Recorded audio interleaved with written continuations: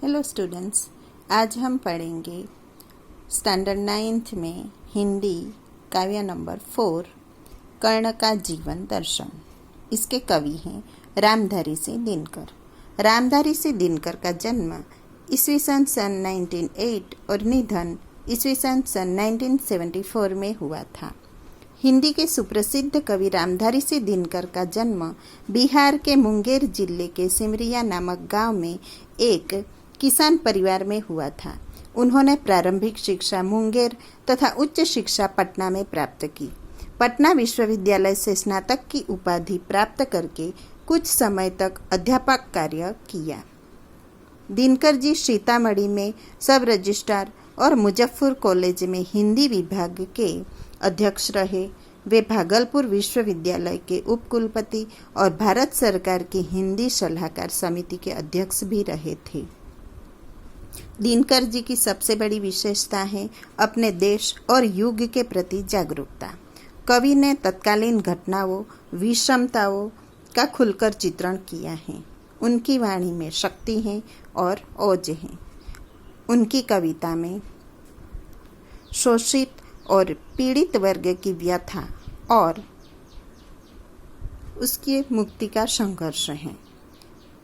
उनकी मुख्य रचनाएं उर्वशी, रश्मिरथी, रेणुका, हुंकार, रसवंती, कुरुक्षेत्र उनकी काव्य कृतियाँ हैं। उर्वशी के लिए उन्हें सन 1972 का ज्ञानपीठ पुरस्कार मिला था। संस्कृत के 4 अध्याय उनका चिंतन ग्रंथ हैं, जिससे साहित्य अकादमी पुरस्कार से सम्मानित किया गया। अर्धनारीश्वर, मिट्टी की ओर आदि उनकी प्रमुख गद्य रचनाएं हैं। उनका कृतित्व गुणवत्ता और परिणाम दोनों दृष्टि से विपुल हैं। प्रस्तुत खंड काव्यांश में रश्मिरथी महारथी कर्ण के करुण किंतु भव्य जीवन की मीमांसा करने वाला खंड काव्य है। सारे अन्यायों को सहकर कर्ण जन्मजात महानता पर पुरुषार्थजन्य महानता की विजय चाहता है। अंत में जब पांडव क्षेत्र के रूप में सब कुछ प्राप्त करने का प्रलोभन सामने आता है, तब भी वह अविचलित रहता है और जिसने आज तक साथ दिया उस मित्र को किसी भी मोल पर छोड़ना नहीं चाहता।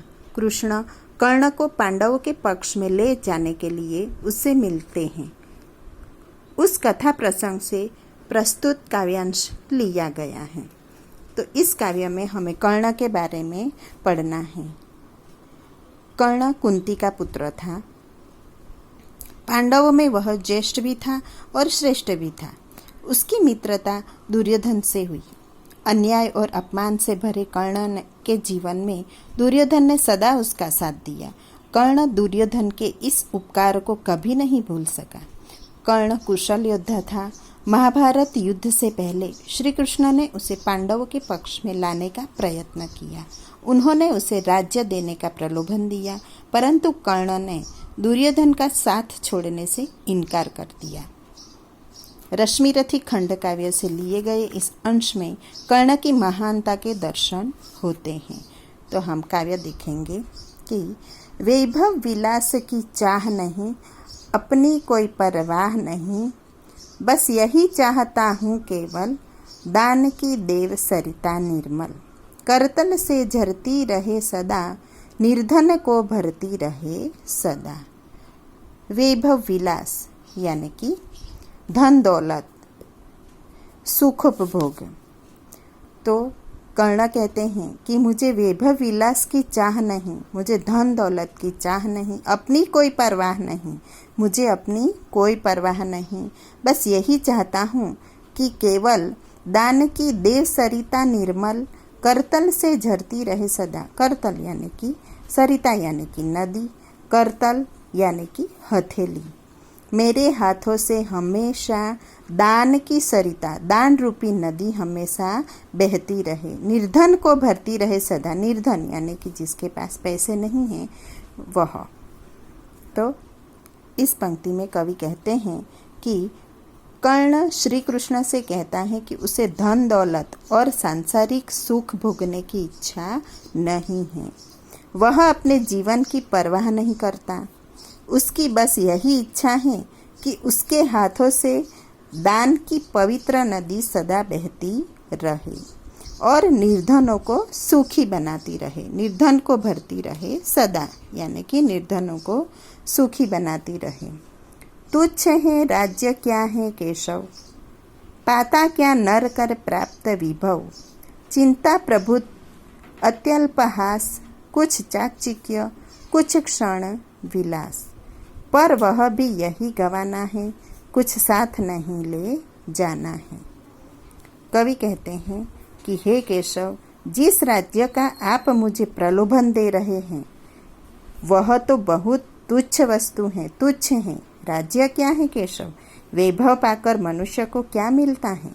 पाता क्या नर कर प्राप्त विभाव, विभाव यानी कि वैभव, वह सब कुछ मेरे लिए तो तुच्छ है। वैभव पाकर मनुष्य को क्या मिलता है।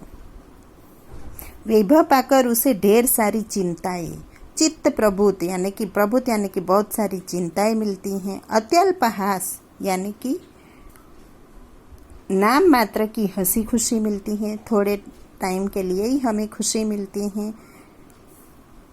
कुछ चाकचिक्य यानी कि थोड़ी बहुत चमक दमक और थोड़े समय के लिए सुखोपभोग मिल जाता है। कुछ क्षण विलास, थोड़े टाइम के लिए हमें भोग विलास के से सुख मिलता है, पर वह भी यहाँ गवाना है। पर ये सारी चीज़ें उसे यही छोड़ देनी पड़ती हैं और खाली हाथ ही यहाँ से जाना पड़ता है, कुछ साथ नहीं ले जाना है। यहाँ से हमें तो खाली हाथ ही जाना पड़ता है। मुझसे मनुष्य जो होते हैं कंचन का भार न ढोते हैं, पाते हैं धन बिखराने को, लाते हैं रतन लुटाने को, जग से न कभी कुछ लेते हैं, दान ही हृदय का देते हैं। कर्ण श्री कृष्ण से कहते हैं कि मुझसे मनुष्य जो होते हैं, कर्ण श्री कृष्ण से कहते हैं कि हे कृष्ण, उसके जैसे मनुष्य सोने का भार नहीं ढोते। मेरे जैसे जो मनुष्य दानवीर होते हैं वह कंचन का भार न ढोते हैं। कंचन यानी कि सोना, सोने का भार नहीं ढोते, सुख वैभव का जीवन नहीं बिताते। वे लोगों में बांटने के लिए ही धन की प्राप्ति करते हैं, पाते हैं धन बिखराने को। इसका अर्थ होता है कि धन, मेरे जैसे जो दानी व्यक्ति हैं वह धन किसके लिए इकट्ठे करते हैं, तो लोगों को दान देने के लिए। उनकी बहुमूल्य वस्तुएं लोगों में बांट देने के लिए ही होती हैं। ऐसे लोगों के लिए तो लाते हैं रतन लुटाने को, यानी कि जो भी धन दौलत सोना चांदी है वह सब बहुमूल्य जो चीज़ें हैं वह लोगों में बांट देने के लिए ही होती हैं। वे संसार से कभी कुछ नहीं लेते, जग से न कभी कुछ लेते हैं। वह मेरे जैसे जो लोग होते हैं वह संसार से जग से कुछ भी नहीं लेते, अपने हृदय का दान ही करते हैं, दान ही हृदय का देते हैं, यानी कि अपने हृदय का दान ही करते हैं, दुखियों पर हमेशा दया करते हैं। प्रासादों के कनकाभ शिखर, होते कबूतरों के ही घर, महलों में गरुड़ न होता है, कंचन पर कभी न सोता है। प्रासाद यानी कि महल, यहाँ पर एक उदाहरण दिया है गरुड़ और कबूतर का। तो कर्ण श्री कृष्ण से कहते हैं कि प्रासादों के कनकाभ शिखर यानी कि सोने जैसी चमक दमक वाले राजमहलों की चोटियाँ तो कबूतरों के लिए होते हैं, होते कबूतरों के ही घर। ये सब तो कबूतरों के लिए होते हैं, कबूतरों के ही घर बनती हैं। गरुड़ पक्षी कभी महल में नहीं होता, महलों में गरुड़ न होता है, गरुड़ पक्षी है वह कभी महल में नहीं रहता। कंचन पर कभी न सोता है, कंचन यानी कि सोना, वह स्वर्णिम बिछोने पर नहीं सोता। बसता वह कहीं पहाड़ों में, उसका निवास तो पहाड़ों में ही होता है। शैलों की फटी दरारों में, शैल यानी कि पहाड़, पहाड़ों की फटी दरारें ही उसका घर बनती हैं। यानी कि कवि कहना चाहते हैं कि कबूतर यानी कि जो धन दौलत वैभव विलास में जो व्यक्ति रहता है उसके लिए कबूतर का रूपक दिया है, और कर्ण जैसा जो व्यक्ति है उसके लिए गरुड़ का रूपक दिया है। उसको इन सब की मोह माया नहीं है। होकर समृद्धि सुख के अधीन मानव होता नित तपः क्षीण, सत्ता किरीट मणिमय आसन करते मनुष्य का तेज हरण। नर विभव हेतु ललचाता है, पर वही मनुज को खाता है। अभी आगे कहते हैं कि धन दौलत के सुख का गुलाम बनकर मनुष्य अपना तप तेज खो देता है। होकर समृद्धि सुख के अधीन मनुष्य के पास ज़्यादा धन दौलत आ जाता है तो वह अपना सब कुछ खो देता है, अपना जो तेज है वह खो देता है। मानव होता नित तपः क्षीण, वह क्षीण हो जाता है। सत्ता यानी कि राजपद, किरीट यानी कि मुकुट, मणिमय आसन यानी कि मणियों से जड़े हुए सिंहासन मनुष्य के तेज को हर लेते हैं। करते मनुष्य का तेज हरण, वह मनुष्य को मोहित कर मनुष्य के तेज जो है वह हर लेते हैं, उसे प्रभावहीन बना देते हैं। नर विभव हेतु ललचाता है, मनुष्य धन संपत्ति पाने के लिए ललचाता है, पर वही मनुज को खाता है, पर यही धन संपत्ति उसे नष्ट कर देती है।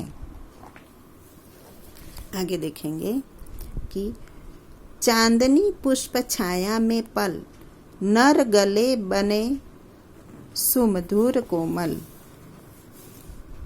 पर अमृत कलेश का पिए बिना, आतप अंधड़ में जिए बिना। वह पुरुष नहीं कहला सकता, विघ्नों को नहीं हिला सकता। आगे कवि कहते हैं कि चांदनी पुष्प छाया में पल, चांदनी और फूलों की छाया यानी कि अत्यंत सुख सुविधा में पलकर मनुष्य सुंदर और कोमल भले बन जाए। चांदनी पुष्प छाया में पल, चांदनी और फूलों की छाया यानी कि अत्यंत सुख सुविधा में पलकर मनुष्य सुंदर और कोमल भले बन जाए, परंतु कष्टों का अमृत पिए बिना, पर अमृत कलेश का पिए बिना यानी कि कष्ट रूपी अमृत पिए बिना, धूप और आंधी सहे बिना, आतप अंधड़ में जिए बिना, आतप यानी कि धूप और कष्ट सहे बिना, वह पुरुष कहला सहे बिना न वह पुरुष कहलाता है और न विघ्नों को पार कर सकता है। इस पंक्ति में कवि कहते हैं कि वह पुरुष नहीं कहला सकता, विघ्नों को नहीं हिला सकता, यानी कि चांदनी और फूलों की छाया में पलकर मनुष्य सुंदर और कोमल फले भले बन जाए, परंतु कष्टों का अमृत पिए बिना, धूप और आंधी सहे बिना न वह पुरुष कहला सकता है और न विघ्नों को पार कर सकता है। उड़ते जो झंझावातों में, पीते जो वारी प्रपातों में, सारा आकाश अयन जिनका, विषघर भुंजक भोजन जिनका। वे ही फणिबंध छुड़ाते हैं, धरती का हृदय जुड़ाते हैं। उड़ते जो झंझावातों में यानी कि जो आंधी तूफानों में उड़ते हैं, प्रपातों यानी कि झरनों का पानी पीते हैं, पीते जो वारी प्रपातों में, वारी यानी कि पानी, जो प्रपात यानी कि झरनों का जो पानी पीते हैं। सारा आकाश जिनका घर है, सारा आकाश अयन जिनका, अयन यानी कि घर, आकाश ही जिनका घर है, और विषैले साप ही जिनका भोजन है। गरुड़ का भोजन क्या है? सर्प। विषघर भुजंग भोजन जिनका, यानी कि सारा आकाश जिनका घर है और विषैले साप ही जिनका भोजन है। ऐसे गरुड़ ही साप के बंधन से छुड़ा कर दिलाते हैं और धरती के हृदय को शीतलता देते हैं। वे ही फणिबंध छुड़ाते हैं, फणिबंध यानी कि सांप के बंधन से छुड़ाकर छुटकारा दिलाते हैं और धरती का हृदय जुड़ाते हैं और धरती के हृदय को शीतलता देते हैं। मैं गरुड़ कृष्ण, मैं पक्षीराज, सिर पर न चाहिए मुझे ताज। तो कर्ण अपने आप को गरुड़ कहता है, गरुड़ का रूपक देता है कि मैं गरुड़ पक्षी जैसा हूँ। दुर्योधन पर है विषद घोर, सकता न किसी विष उसे छोड़। रणखेत पाटन है मुझको, अहिपात काटना है मुझको। कर्ण कहता है कि हे कृष्ण, मैं ऐसा ही गरुड़ पक्षी हूँ। मैं गरुड़ कृष्ण, मुझे अपने सिर पर मुकुट नहीं चाहिए। मैं पक्षीराज, सिर पर न चाहिए मुझे ताज। ताज यानी कि मुकुट, मुझे मुकुट नहीं चाहिए। मुझे ये धन दौलत ऐशो आराम नहीं चाहिए। दुर्योधन पर है विपद घोर, इस समय दुर्योधन भयंकर विपत्ति में फंसा हुआ है, विपत्ति में फंसा हुआ है। तो मैं अपने मित्र को ऐसी हालत में छोड़कर नहीं जाऊंगा। मैं किसी भी तरह उसे छोड़ नहीं सकता, सकता न किसी विष उसे छोड़। रणखेत पाटना है मुझको, मुझे तो युद्ध क्षेत्र में उतरना है। रणखेत यानी कि युद्ध क्षेत्र में उतरना है और युद्ध करना है। अहिपाश काटना है मुझको और दुर्योधन के नाग पाश को काटना है। दुर्योधन अभी संकट में है, भले कितने ही लाशें बिछे जाए रण क्षेत्र में, लेकिन मैं दुर्योधन को छोड़कर कहीं नहीं जा सकता। तो बच्चों, आज हमने देखा कर्ण का जीवन दर्शन। अभी शब्दार्थ देखेंगे। वैभव यानी कि धन दौलत, विलास यानी कि सुखोपभोग, चाह यानी कि इच्छा अभिलाषा, परवाह यानी कि चिंता व्यग्रता, निर्मल यानी कि पवित्र शुद्ध, करतल यानी कि हथेली, निर्धन धन रहित कंगाल दरिद्र, विभव यानी कि धन संपत्ति ऐश्वर्य, प्रभुत यानी कि अधिक प्रचुर, अत्यल्प यानी कि बहुत थोड़ा, हास यानी कि निंदा उपहास, चाकचिक्य का अर्थ है चमक या चकाचौंध, कंचन यानी कि सुवर्ण सोना, प्रासाद का अर्थ होता है देवता युवा राजाओं का घर, कनकाभ यानी कि स्वर्णिम आभा वाले, शैल यानी कि पर्वत पहाड़ चट्टान, दरार यानी कि दरज चीर फुट, तपक्षीण यानी कि निर्बल, किरीट यानी कि मुकुट, तेज यानी कि प्रभाव,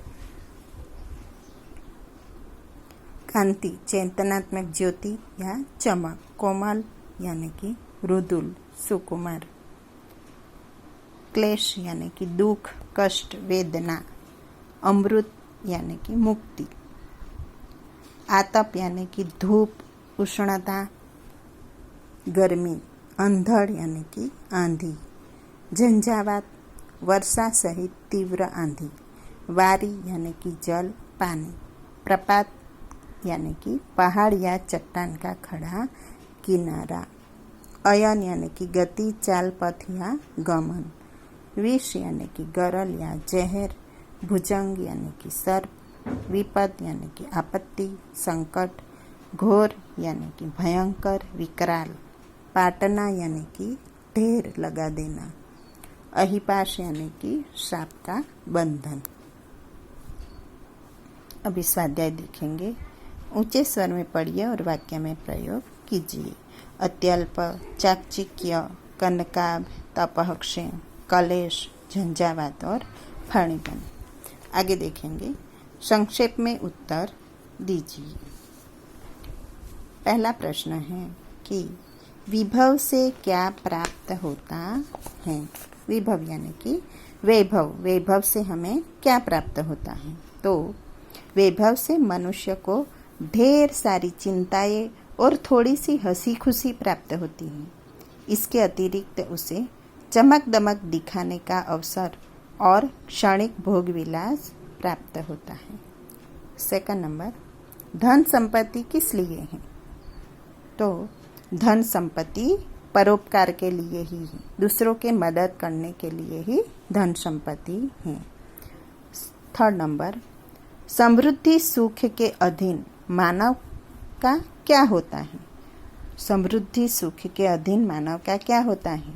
सुख समृद्धि के अधीन मानव का तेज प्रभाव दिन प्रतिदिन क्षीण होता जाता है और उसकी दुर्दशा होती है। ज़्यादा समृद्धि आने से मनुष्य का पूरा तेज नाश हो जाता है और उसकी दुर्दशा होती है। आगे देखिए, फणिबंध कौन छुड़ाते हैं? फणिबंध से गरुड़ जैसे साहसी और वीर पुरुष ही छुड़ाते हैं। आगे, निम्नलिखित पंक्तियों का भावार्थ स्पष्ट कीजिए। पंक्ति है कि वैभव विलास की चाह नहीं, अपनी कोई परवाह नहीं, बस यही चाहता हूँ केवल, दान की देव सरिता निर्मल, करतल से झरती रहे सदा, निर्धन को भरती रहे सदा। इस काव्य पंक्ति में कवि हमें यह समझाते हैं कि कर्ण श्री कृष्ण से कहता है कि हे केशव, आप मुझे राज्य देने का प्रलोभन दे रहे हैं, परंतु मैं वैभव विलास का जीवन पसंद नहीं करता।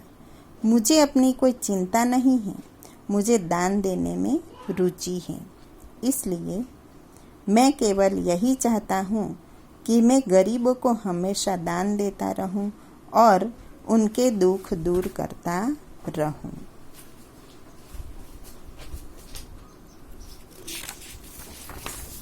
आगे, हे गरुड़ कृष्ण, मैं पक्षीराज, सिर पर न चाहिए मुझे ताज, दुर्योधन पर है विपद घोर, सकता न किसी विध उसे छोड़, रणखेत पाटना है मुझको, अहिपात काटना है मुझको। इस काव्य पंक्ति में कवि हमें यह बताते हैं कि कर्ण श्री कृष्ण से कहता है कि इस समय मेरी स्थिति गरुड़ पक्षी के समान है, मुझे राजमुकुट नहीं पहनना है। इस समय दुर्योधन भारी संकट में है। युद्ध रूपी नागपाश से उसे जकड़ रखा है। युद्ध रूपी नागपाश यानी कि जैसे जहरीला सांप होता है, वह अगर लिपट जाता है तो उससे हमें जहर फैल जाता है और मनुष्य मर जाता है उसके काटने से। उसी तरह दुर्योधन को भी युद्ध रूपी नागपाश ने उसे जकड़ रखा है। मुझे दुर्योधन के इस नागपाश को काटना है, उसको छुड़ाना है, दुर्योधन को युद्ध में विजय दिलाना है। मुझे गरुड़ की तरह अपना दायित्व निभाना है। ऐसे संकट के समय में दुर्योधन को छोड़कर नहीं आऊँगा। आगे देखिए टिप्पणी, कर्ण की अभिलाषा, अभिलाषा यानी कि इच्छा, कि कर्ण की अभिलाषा क्या है उसके बारे में हम पढ़ेंगे। कर्ण दानी पुरुष हैं, वह प्रतिदिन जरूरतमंद लोगों को दान देता है। प्रतिदिन यानी कि हर रोज। उसे राज्य पाने की इच्छा नहीं है। वैभव पाकर भोग विलास में जीना उसके स्वभाव के विरुद्ध है। वह दयालु और उदार वृत्ति का है। गरीबों के प्रति उसके मन में करुणा है। उसकी यही अभिलाषा है कि वह अपनी दान वृत्ति से निर्धनों का दुख दूर करता रहे, हमेशा दान करता रहे। सेकंड, कर्ण का मित्र धर्म। कर्ण का जीवन अन्याय और अपमान से भरा हुआ था। एक दुर्योधन ने ही उसे सम्मान दिया और उसे अपना मित्र बनाया। कर्ण दुर्योधन के इस उपकार को कभी नहीं भूल पाया। महाभारत का युद्ध शुरू होने से पहले श्री कृष्ण उसे पांडव पक्ष में लेने गए। उन्होंने उसे राज्य देने का प्रलोभन भी दिया, परंतु कर्ण ने उसका प्रस्ताव अस्वीकार कर दिया। उसने दुर्योधन का साथ छोड़ने से स्पष्ट इनकार कर दिया। इस प्रकार कर्ण ने दुर्योधन के प्रति अपने मित्र धर्म का पालन किया। विरोधी शब्द लिखिए। विरोधी यानी कि ऑपोजिट वर्ड। पहला है निर्मल।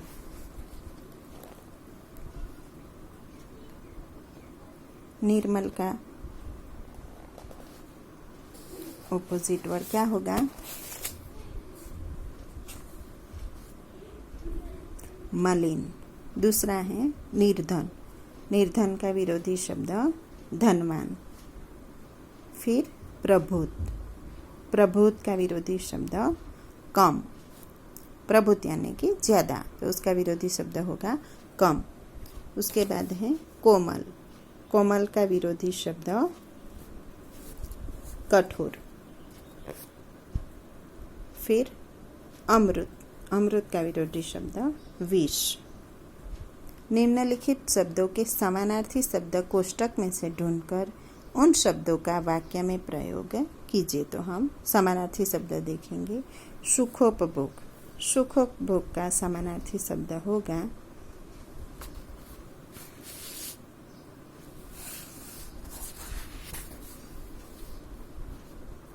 विलास। हथेली। हथेली यानी कि करतल। प्रचुर। प्रचुर यानी कि प्रभुत, ज़्यादा। दरज। दरज यानी कि दरार। आंधी। आंधी का समानार्थी शब्द होगा अंधड़। पानी यानी कि वारी, जल। गरल। गरल यानी कि विष। और चट्टान। चट्टान का अर्थ होगा शैल। ओके बच्चों, तो आज हमने पढ़ा काव्य नंबर 4 कर्ण का जीवन दर्शन। Thank you.